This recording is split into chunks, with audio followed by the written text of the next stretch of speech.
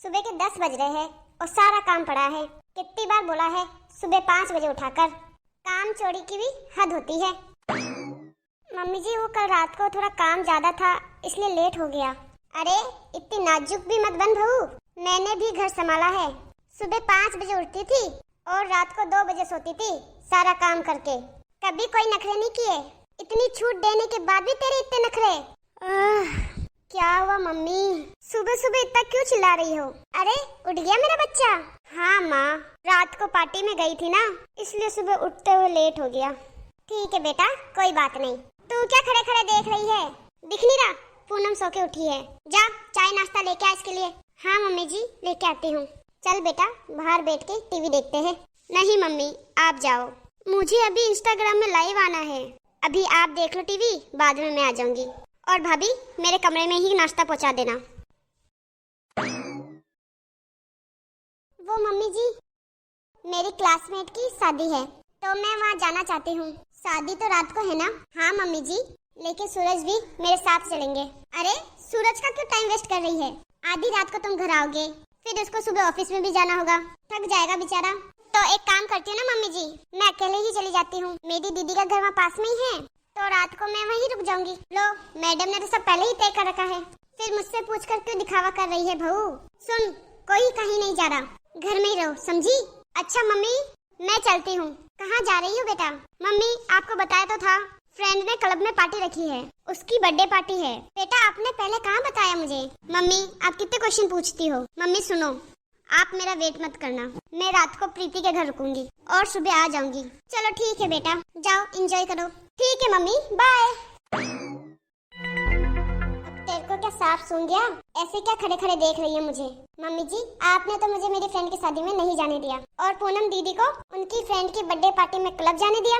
आप मुझ में और पूनम दीदी में इतना फर्क क्यों करती हो? तुझे शर्म नहीं आ रही? मेरी बेटी से अपनी बराबरी करते हुए तेरा और उसमें जमीन आसमान का फर्क है। तो आपका मतलब है शादी के बाद हर लड़की को जिंदा लाश बन के रहना चाहिए?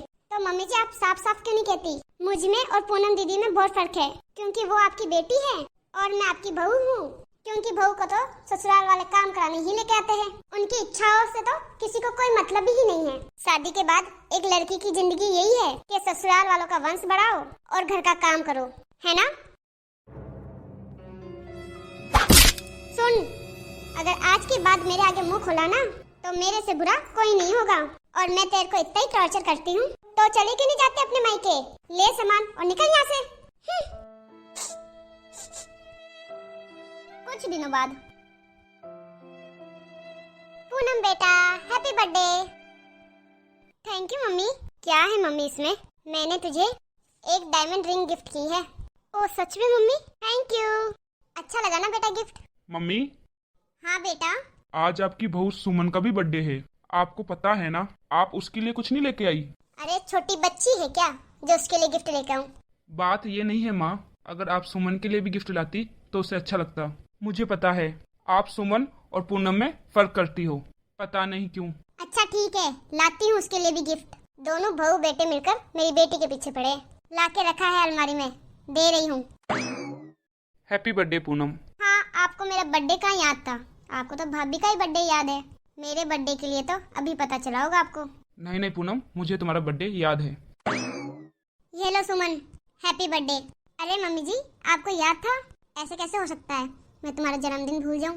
थैंक यू मम्मी जी। अरे मम्मी क्या जरूरत थी उनको गिफ्ट देने की? अरे मजबूरी में देना पड़ा उसको, और वैसे भी कौन सा मैंने खरीद के दिया है। अरे किसी मेहमान ने दी थी मुझे हल्की साड़ी, ये पहनती तो थी नहीं मैं, तो सोचा इसी को ही दे दूं। ये सही करा मम्मी आपने। सुमन तुम्हें अच्छा नहीं लग रहा ना कि माँ ने तुम्हें पुरानी साड़ी दी है? अरे नहीं नहीं ऐसी कोई बात नहीं है, मुझे मम्मी जी ने गिफ्ट दिया यही बहुत है। मैं मम्मी जी की दी हुई साड़ी पहनूंगी। अरे वाह, तुम तो बड़ी समझदार हो। हाँ मम्मी। बेटा मेरी तबीयत बहुत खराब हो गई है, क्या तू थोड़ी दिन के लिए यहाँ आ सकती है? 4-5 दिन बाद चली जाना, तू पास में रहेगी तो थोड़ा आराम मिलेगा मुझे। मैं अभी आती हूँ मम्मी, आप चिंता मत करो, ठीक हो जाओगे, बस शाम तक पहुँच जाऊंगी मैं वहाँ। ठीक है बेटा। मम्मी जी मुझे अपने घर जाना होगा, मेरी माँ की तबीयत बहुत खराब है, थोड़े दिन में उनके पास जा आऊँ क्या? अरे भाई तू क्या डॉक्टर है? जो तू वहाँ जाती तेरी माँ ठीक हो जाएगी। प्लीज जाने दीजिए मम्मी जी, मेरी माँ को मेरी जरूरत है। अरे बहू तू ज्यादा बहाने मत बना, मुझे सब पता है। तुझे तेरे घर टाइम पास करने जाना है।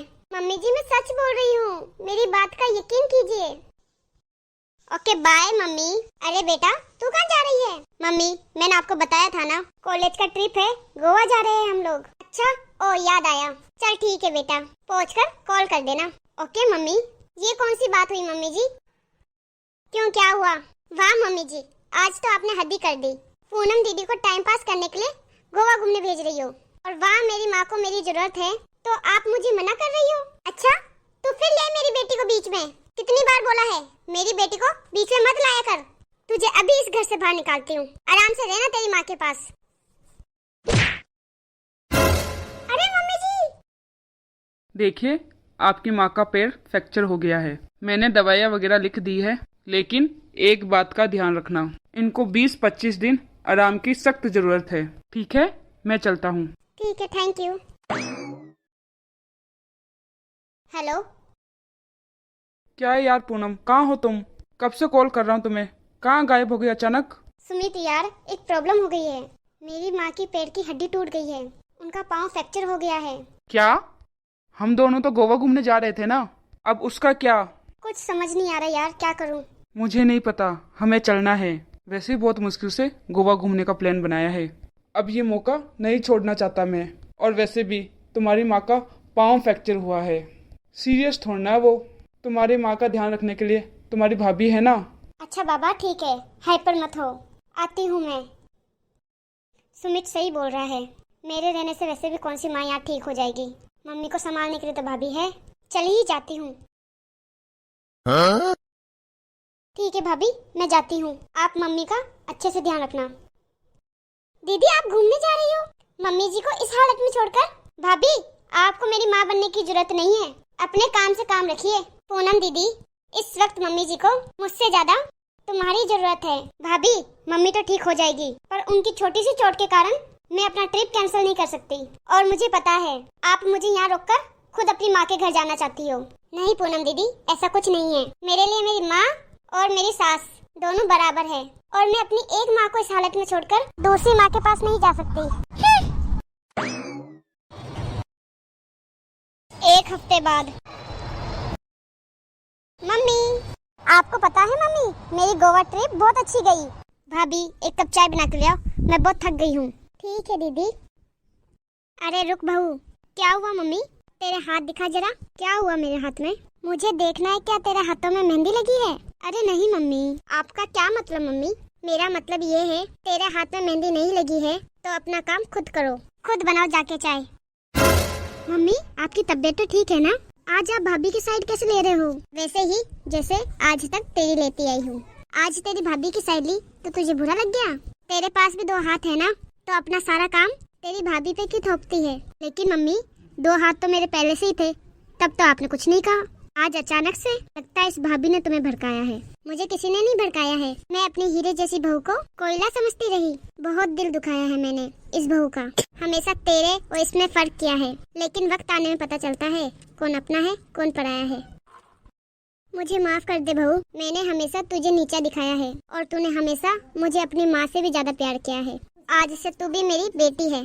अगर बेटी अपने इस घर से बाहर जाकर अपने सपने पूरे कर सकती है तो फिर बहू क्यों नहीं कर सकती? एक बहू का भी पूरा हक बनता है उसकी खुद की जिंदगी जीने का। तू टेंशन मत ले बहू, सोच को बदलने में टाइम लगता है। एक दिन पूनम की भी सोच बदलेगी जब उसकी शादी होगी। और आखिरी में मुझे आप लोगों से यही कहना है, बहू बेटी में फर्क ना करे। बहू भी किसी की बेटी है जो अपना सब कुछ छोड़कर आपके घर आई है, तो आपका भी फर्ज बनता है बहू को बेटी का दर्जा दे। बाकी तो आप लोग समझदार हो ही। और मेरी वीडियो को बस एंजॉय करो, पर्सनली मत लेना। और वीडियो अच्छी लगी हो तो सब्सक्राइब जरूर कर देना। Thank you.